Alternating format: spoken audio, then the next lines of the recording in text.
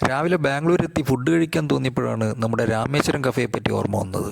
Search ചെയ്ത് നോക്കിയപ്പോൾ അടുത്തുള്ള സാൻഡൽ സോപ്പ് ഫാക്ടറി സ്റ്റോപ്പിൽ ഒരു രാമേശ്വരം കഫേ ഉള്ളതായി അറിഞ്ഞു. അപ്പം തന്നെ അങ്ങോട്ട് പോകാൻ വേണ്ടി അടുത്ത മെട്രോ സ്റ്റേഷനിലേക്ക് വിട്ടു. വാവ്, പണ്ട് വന്നതുപോലെയല്ല, ഇപ്പോൾ എല്ലാവരും മെട്രോയിൽ കയറാൻ വേണ്ടി ക്യൂ നിൽക്കുന്നുണ്ട്. മജസ്റ്റിക് മെട്രോ സ്റ്റേഷനിൽ നിന്നും ഗ്രീൻ ലൈൻ പിടിച്ചു പോയാൽ 6ാമത്തെ സ്റ്റോപ്പാണ് സാൻഡൽ സോപ്പ് ഫാക്ടറി. മെട്രോ സ്റ്റേഷൻ്റെ പുറത്തിറങ്ങി ഒരു 1/4 മണിക്കൂർ നടന്നു കഴിഞ്ഞാൽ നമുക്ക് രാമേശ്വരം കഫേയിലെത്താം. ഫുട്പാത്തിലൂടെയുള്ള നടത്തത്തിനിടയ്ക്ക് നമ്മൾ ഓറിയോൺ മാൾ, ഫീനിക്സ് ലക്ഷറി ഫ്ലാറ്റുകൾ, ബ്രിഗേഡ് ഗേറ്റ്വേ തുടങ്ങിയവ കടന്നു പോകും. അപ്പോൾ ഇതാണ് നമ്മുടെ രാമേശ്വരം കഫേ.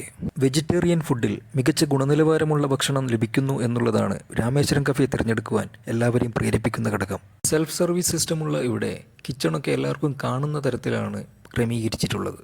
അതുപോലെ ഓരോ ഐറ്റത്തിനും ഇവിടെ പ്രത്യേകം സ്റ്റാളുകളും ഉണ്ട്.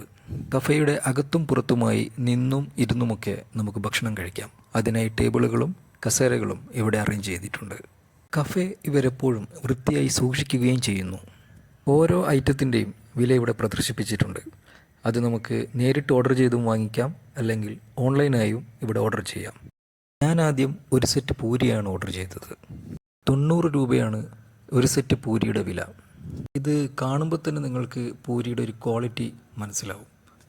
കണ്ടില്ലേ, വളരെ സോഫ്റ്റായിട്ട് നമുക്കിത് മുറിച്ച് ചട്നിയും കൂട്ടി കഴിക്കാം.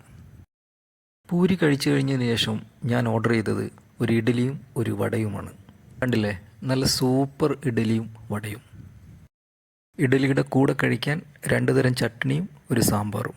ഒരു വെജിറ്റേറിയൻ ഹോട്ടലിൽ പോയാൽ ഞാൻ എന്തായാലും കഴിക്കുന്ന ഒരു ഐറ്റമാണ് ഷീര അല്ലെങ്കിൽ കേസരി ബാത്ത്. നല്ല പൈനാപ്പിളും കാഷ്യൂവും മുന്തിരിയൊക്കെ ഇട്ട നല്ല കിടിലൻ കേസരി. 90 രൂപയാണ് കേട്ടോ ഇതിൻ്റെ വില. അപ്പോൾ ഫ്രണ്ട്സ്, ഇതാണ് ഇന്ന് ഞാൻ വന്ന രാമേശ്വരം കഫേ. അത്യാവശ്യം കാശ് കയ്യിലുള്ളവർക്ക് ഇതൊന്ന് ട്രൈ ചെയ്ത് നോക്കാം. അപ്പോൾ മറ്റൊരു വീഡിയോ ആയിട്ട് നമുക്ക് പിന്നീട് കാണാം.